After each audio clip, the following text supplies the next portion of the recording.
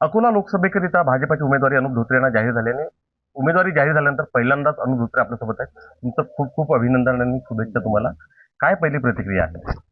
नक्कीच पक्षाने जो लोकसभेमध्ये क्षेत्रामध्ये लोकांपर्यंत पोहोचवायची जबाबदारी दिली होती, माननीय देवेंद्रजी फडणवीस यांच्याशी मला जेव्हा लोकसभा प्रचार प्रमुख जबाबदारी मिळाली तेव्हा त्यांनी सांगितलं की लोकांमध्ये जा आणि जास्तीत जास्त लोकांच्या संपर्कात राहा, आणि त्याचंच आज हे फळ मला उमेदवारी म्हणून मिळाले. वडिलांचा वारसा फार मोठा आहे, आजोबांपासून वारसा आहे राजकीय, आता तिसऱ्या पिढीमध्ये येतो आहे.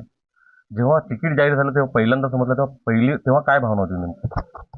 नक्कीच तेव्हा आनंद झाला, आणि ज्या जबाबदाऱ्या भविष्यामध्ये येणार आहेत त्याच्यामध्ये प्रामुख्याने शेतकऱ्याचे प्रश्न असतील, युवकांचे प्रश्न असतील, महिलांचे प्रश्न असतील, या सगळ्यांवर मी विचार करत होतो. संजय धोत्रे यांच्याबद्दल कायम लोकांमध्ये की लोकांना सहज उपलब्ध होणारा नेता अशी होती. थेट लोकांसोबत त्यांचा ऍक्सेस होता, थेट संपर्क होता. फार मोठं एक अपेक्षांचं ओझंही तुमच्यावर असेल. ते अपेक्षाचं ओझं घेऊन समोर जाताना उमेदवारी मिळाल्यानंतर काय वाटतं? नक्कीच त्यांचं जे कार्य आहे त्याच्या 20% माझं जर कार्य राहिलं तर ते माझ्यासाठी खूप मोठी उपलब्धी राहील, एवढा मला विश्वास आहे. आता जेव्हा तुम्ही घरी आलात तेव्हा आईने तुमच्या पत्नीनं तुम्हाला ओवाळलं, थोडेसे भावूक झालेला होतात. आज एक काहीतरी एका नवीन जबाबदारीत प्रवेश केल्यासारखं वाटतंय. कार्यकर्त्यांचा उत्साह तुम्ही पाहता, काय नेमकं कार्यकर्त्यांचा आणि घरच्यांचा उत्साह पाहून काय वाटतं? नक्कीच जे संजूभाऊ धोत्रेंवर सगळ्या लोकसभेतील सगळ्या लोकांची, कार्यकर्त्यांची जी आपुलकी आहे त्याच्यामुळेच नक्कीच माझ्या भावना थोड्या मी भावूक जातो. तुमचे डोळे थोडे पाणावले होते तेव्हा.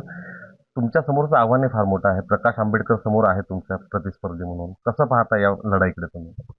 नक्कीच ते एक खूप मोठे नेते आहेत, परंतु आमच्या पक्षाची एक जी स्टाईल ऑफ वर्किंग आहे कार्यकर्त्यांची, त्यामुळे हे आव्हानपेक्षा मला निवडून आल्यानंतरची जबाबदारी मोठी वाटते. कार्यकर्त्यांच्या कामाला आणि लोकांच्या आशीर्वादाचा आम्हाला नक्कीच विश्वास आहे की यामुळे हे यश आम्हाला नक्कीच प्राप्त होईल. आज आता पुढचा जो प्रवास असेल, नेमका आता पुढे प्रचार आहे, सर्व गोष्टी आहेत, याचं काही नियोजन आता झालं जरी नसेल तर काही विचार केला आहे का त्या अनुषंगाने? नक्कीच देवेंद्रजी फडणवीस, माननीय चंद्रशेखरजी बावनकुळे यांनी आम्हाला जवळपास वर्षभरा पहिलेच इलेक्शन मोडमध्ये आमची तयारी चालू होती. त्यांचे विविध अभियान याच्या माध्यमातून आम्ही 1 वर्षापासून इलेक्शनच्या तयारीत आहोत. त्यामुळे असं उद्यापासून नवीन काही चालू होईल असं वाटत नाही, परंतु सगळ्या एबीपी माझा, उघडा डोळे बघा नीट.